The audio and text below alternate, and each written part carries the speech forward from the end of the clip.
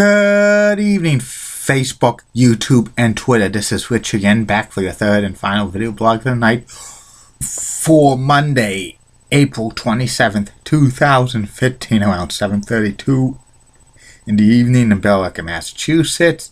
It's like the sun's going down, another below average temperature day in New England. Some news to report. It's awful what's happening in Baltimore. All these riots and stuff. They had to bring in the National Guard. They had to declare a state of emergency in that area. It's goddamn awful because of the police riots and stuff. Why can't we all just get along? That's about it on that.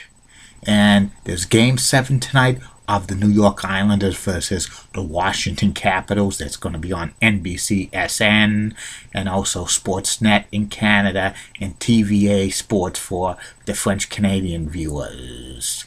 And that's it for the news. My third and final video blog subject of the night is about WWE Hall of Fame manager Jimmy the Mouth of the South Hart. Jimmy the Mouth of the South Hart's one of the most famous managers in professional wrestling history. He led many men to gold and stuff. He also writes music, and he had a long and illustrious career in the world of sports entertainment, and he's like one of Hulk Hogan's best friends forever. Jimmy Hart was born in the Memphis, Tennessee, and he grew up there. And in the early 60s, he was a singer. He was a singer for the group called the Gentrys, and he was the lead singer. He just sang. Their famous song was "Keep on Dancing," which sold over 1 million records. And Jimmy was still involved in singing for many years. Then he watched professional wrestling, went to many of the matches in the Memphis territory, which was NWA Mid-America, that evolved into the CWA. Eventually, he wanted to get into the world of professional wrestling, but Jimmy was so small, and he had a good voice and stuff. A couple of people suggested maybe he should be a wrestling manager, and that's what he was.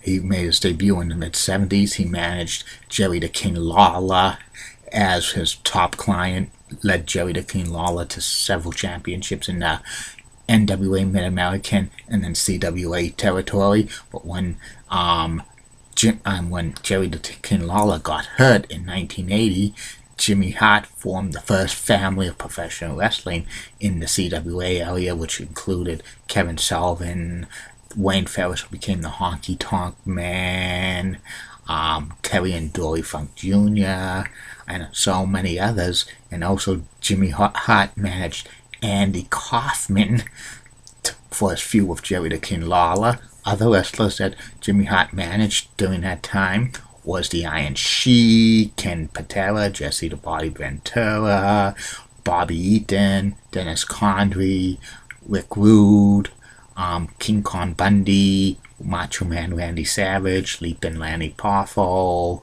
I think Dutch Mantel, and a few others. And Jimmy was getting to be known as a great wrestling manager. Around 1985, the WWE called up Jimmy Hart and says, "Do you want to come to New York and become a manager?" And Jimmy Hart says, "Sure." The last time he appeared on Memphis television, he poured powder on Lance Russell on television. Lance Russell, Jimmy Hart got suspended, and he was actually leaving for the WWE. And then when he got to the WWE, Jimmy Hart managed King Kong Bundy and the Hart Foundation, Jim the Anvil Neidhart, and Bret the Hitman Hart. And he also managed Terry Funk, and he got a new prop, which was a megaphone, and he was talking a lot on the megaphone. "You could do it, baby. You could do it, baby. You could do it, baby." And Jimmy Hart also managed Greg the Hammer Valentine. He was the Intercontinental Champion at that time. And backstage, Jimmy Hart wrote music for the WWE Superstars, their theme music and stuff, and composed it. And Jimmy Hart was continuing to get more talent for his wrestlers. He led the Hart Foundation to WWE Tag Team Championship in 1987, again beating the British Bulldog with a quick referee, Dangerous Danny Davis. He also managed the Honky Tonk Man to the Intercontinental title around 1987. He had us like the longest reigning champion of all time, and he was nicknamed Colonel Jimmy Hart.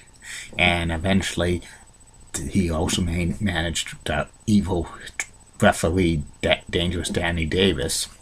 In 1988, the Hart Foundation fired Jimmy Hart as a manager, but Jimmy Hart got the fabulous Rougeau brothers as his new clients and stuff, and they got like a percentage of the contract. And also Jimmy Hart managed Dino Bravo and Earthquake, and eventually he managed the Mountie and the Nasty Boys. He managed the Nasty Boys to the WWE Tag Team Championships, and he also managed the Mountie to the WWE Intercontinental title for 2 days and stuff, but he lost it. And then he managed Earthquake and Typhoon, the natural disasters, they were primed and ready for a WWE Tag Team run in 1992, but Jimmy Hart got dirty money from Ted DiBiase and IRS, which was Money Incorporated. So Jimmy Hart joined Money Incorporated, and they led him to 2 championship tag team titles. And in 1993, Jimmy Hart had like changed from heel to face, because in a match between like $1 Million Man Ted DiBiase and Brutus the Barber Beefcake on Monday Night Raw, Jimmy Hart was concerned because the $1 Million Man Ted DiBiase shouldn't be wrestled singles matches while they were championships. He was afraid that Ted DiBiase could get hurt or stuff or injured, and he was showing concerns on the IRS and Ted DiBiase were beating up on Brutus the Barber Beefcake, and they were going to use the briefcase on Beefcake face because he got injured. Then Jimmy Hart prevented that from happening, but he got shoved down, and then Money Incorporated smashed Beefcake's face. And Jimmy Hart helped out Beefcake back to the back. And then Hulk Hogan on the next week on Raw came back, and they announced that they were forming the Mega Maniac with Brutus Barber Beefcake and Jimmy Hart as their manager. Behind the scenes, Jimmy Hart and Hulk Hogan became great friends, and WrestleMania 9, Hulk Hogan wins the WWE Championship, and Jimmy Hart manages Hulk Hogan for the championship, WWE Championship, but it was only a short-lived reign. Hogan lost to Yokozuna at the first ever King of the Ring. And then Hogan left the WWE, and Jimmy Hart left the WWE as well. But Jimmy Hart became sort of like a business manager to Hulk Hogan, dealing with all of his promotions and stuff on Thunder in Paradise and other promotional work. Jimmy Hart made cameos in Thunder in Paradise and stuff like that. 1994, they signed with WCW, Hulk Hogan and Jimmy Hart, and Jimmy Hart leads Hulk Hogan to the WCW World Championship in his first match. And also backstage, Jimmy Hart writes music for the WCW superstars and stuff. And, Hogan and Jimmy Hart continued their friendship on screen and off screen. Eventually, Jimmy Hart turns on Hulk Hogan at Halloween Havoc 1995 and joins the Giant and Kevin Sullivan and Lex Luger, the Dungeon of Doom. Jimmy Hart's better off as a heel than a face manager, because when he was a face with Hogan, he was kind of shoved to the background and stuff like that. That like face term served its purpose in 1993, but by 1995 it grew old and stuff. And a moment like Jimmy Hart went to WCW, I think it was only a matter of time he would turn heel, and he was better than ever as a heel and stuff. And he like feuded with Hulk Hogan.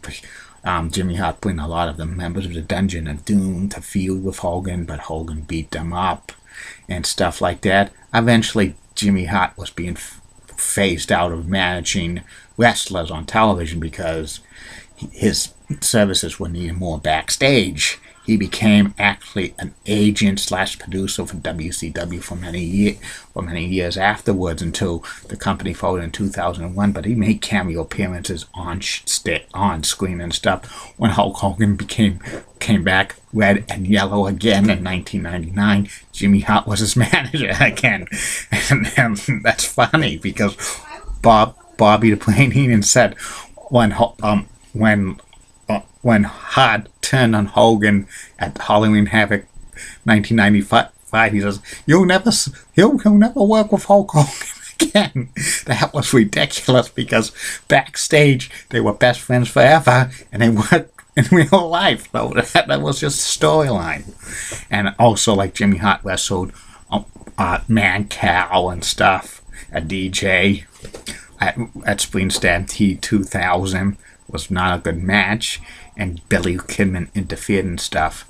And when WCW folded in 2001, Jimmy Hart was kind of out of a job, but not for long, because he formed the XWF. They were going to bring back kind of like an old school feel for a promotion competing with the WWE, but it didn't work out. And then since 2002, Jimmy Hart's been making a lot of appearances in TNA, making cameos for the WWE and stuff, making goodwill appearances. He's at Old School Raws, Old School SmackDowns. He appears a lot when Hulk Hogan appears on WWE TV. 2005, Jimmy Hart was inducted into the WWE Hall of Fame and stuff. He deserves it. And he's also appeared on Hulk Hogan's Celebrity Wrestling as a judge and stuff. He's made like a lot of independent appearances with some of the men he used to manage and stuff like that. And he's on a Legends deal with the WWE, which is pretty good. Jimmy Hart also has a lot of airbrush sports jackets of all of his wrestlers he managed over the years. It's a pretty amazing stuff. And he also collects sports memorabilia of a lot of players and stuff. He has a whole bunch of it. I've known this in a magazine that I saw many years ago and stuff. And Jimmy Hart's probably one of the greatest managers of all time. He's won 2 PWI Managers of the Year, 1987 and 1994. And here's an interesting fact you might not realize. Jimmy Hart's related to a person I used to know quite well. Jimmy Hart's related to an old friend of mine, Betsy Quidor. That's the first time you're going to mention that. You might have not been aware of that. But that's okay. You learn a lot of stuff when I tell you these video blogs, Facebook, YouTube, and Daily Motion. And that's about it on Jimmy Hart. That's about it on all of the personality profiles about the 8 WWE managers that led them into championship gold. And I never mentioned a personality profile for Bobby the Brain Heenan, but that's definitely coming sometime in the near future. Well, tomorrow, Facebook, YouTube, and Daily and Twitter, 3 more video blogs coming your way. First will be Memories of the Boys and Girls Club of Somerville, Massachusetts. I was a member there from 1987 through 1991.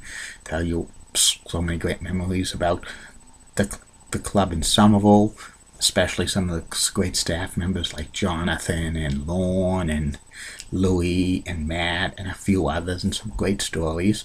Next Tuesday will be Go Find Something to Do. That video blog will be about the Boys and Girls Club of Greater Billerica. It's going to probably be a long one, so I'll probably have to share my video on Facebook via my YouTube channel. Second video blog will be about $1 Million Password, the short-lived game show on CBS 2008-2009, hosted by Regis Philbin. And the third and final video blog of the night, the personality profile, first of 3 personality profiles of athletes, great Cleveland sports athletes. It's former Brown quarterback Bernie Kosar. Wednesday's going to be about former Cavs center Brad Daugherty, the best player in Cavaliers history before some guy named LeBron James.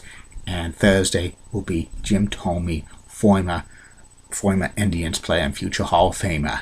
And legs are coming beginning Friday. And good night. And in the words of Sean Lucha, get out.